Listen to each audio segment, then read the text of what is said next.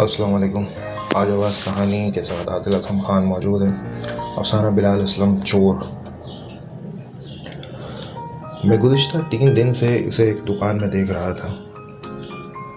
14-15 साल उम्र, चेहरे पर मासूमियत, मेले कपड़े। पहली नज़र में पता चल जाता था कि वो किसी वर्कशॉप पर काम करता है। किताबों की इस दुकान की जिम्मेदारी मुझे अचानक ही सौंप दी गई थी। ये फरागत के दिन थे और मैं भी AMA के तैनात पर तकरीबन काहिली ज़िंदगी गुजार रहा था। खाना पीना, सोना और क्रिकेट खेलना, बस ये 3 काम ही जो मैं कर रहा था। एक दिन बाबा जी के एक दोस्त घर आए। वो इन दिनों कोई नया काम शुरू करने के लिए भाग दौड़ कर रहे थे।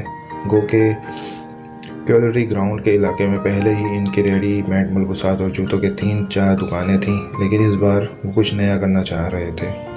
बामी इसला मशवरे से फिर आखिर ये तय पाया कि वॉल्टन रोड की डिफेंस चौक पर किताबों की एक बड़ी दुकान खोली जाए।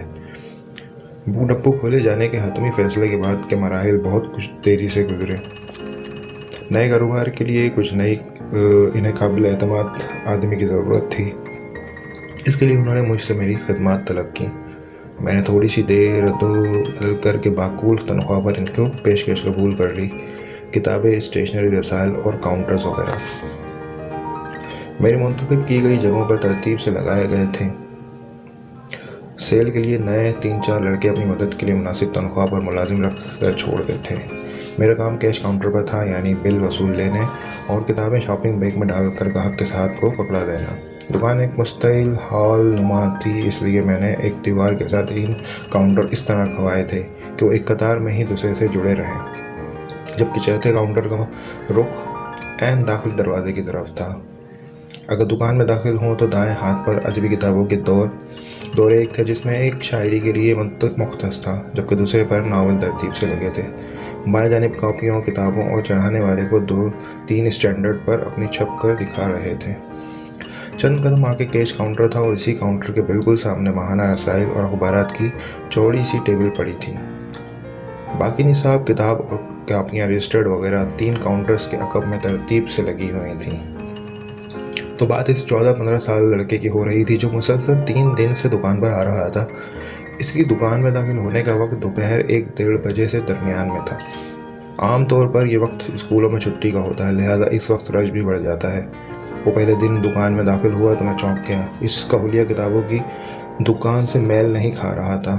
अंदर दाखिल होकर इसने एक लम्हा अपने आसपास यूं नज़र दौड़ाई जैसे वो किसी खास चीज़ को मुतलाशी हो और अपने इर्द गिर्द के लोगों से इसे कोई सरोकार ना हो। फिर अपने दाएं जानिब अदबी किताबों पर नज़र पड़ते ही इसका चेहरा खिल सा गया। मैं चूंकि इस वक्त फारिग बैठा था, इसलिए गहरी नज़रों से इसका जायज़ा ले रहा था। इसकी आंखों में महसूस सी चमक आ रही थी। वो बेसाख्ता इन किताबों की जानिब यूं बढ़ा जैसे भूख से करता बच्चा फीडर की जानिब लपकता है। वो इन किताबों को छूते ही एक अजीब सी खुशी और सरशारी महसूस कर रहा था। कभी वो परवीन शाकिर की खुशबू उठा लेता और वो इसके वक्त गिरदानी शुरू कर देता, और कभी हाशिम नदीम की परिजाद उठा लेता। 1-2 पैराग्राफ पढ़ने के बाद वो वापस इस जगह पर एहतियात से रख देता। इसकी दिलचस्पी देखकर मैं मुस्कुराया और सर झटक कर काम में मसरूफ हो गया।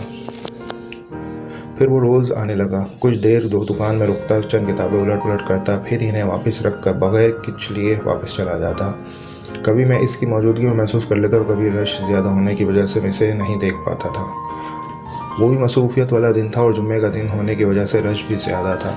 ये 12 बजे का वक्त था। स्कूल के बच्चों का आना जाना लगा हुआ था। हर कोई अपने काम में बुरी तरह मसरूफ़ था, जब एक तरफ से चोर चोर का बलबला उठा।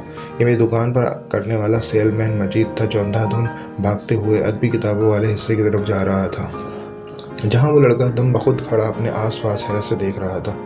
इसके हाथ में अमजद इस्लाम अमजद की साहिलों की हवा थी। मजीद इसे पकड़कर मेरे काउंटर के करीब ले आया।